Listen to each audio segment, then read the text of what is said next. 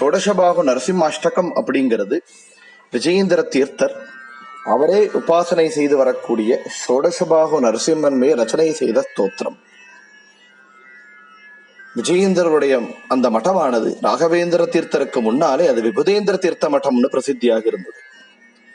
அந்த விபுதேந்திரரே மீண்டும் விஜயேந்திரராக அவதரித்து ராமபூஜை செய்தார் அப்படிங்கிறது பிரசித்தியாக சொல்லப்பட்டது. அப்பேற்பட்ட அந்த விபுதேந்திர தீர்த்தர் அகோபிலட்சத்திரத்திலே தபசு மேற்கொண்ட போது அவருக்கு சொப்பன சூச்சனையாகி பூமிக்கடியிலே கிடைத்த விக்கிரகம்தான் ஷோடசபாகு நரசிம்ம விக்கிரகம். அப்பேற்பட்ட அந்த 16 புஜங்களுடன் கைகளுடன் கூடிய அந்த ஷோடசபாகு நரசிம்மரை இந்த ஹிரண்யாட்சனை மடியிலே கிடத்தி அவனை சம்ஹரிக்கும் விதமாக காட்சியளிக்கும் அந்த நரசிம்மனை குறித்து விஜயேந்திர ரச்சனை செய்த ஸ்தோத்திரம் ஷோடசபாகு நரசிம்மாஷ்டகம்.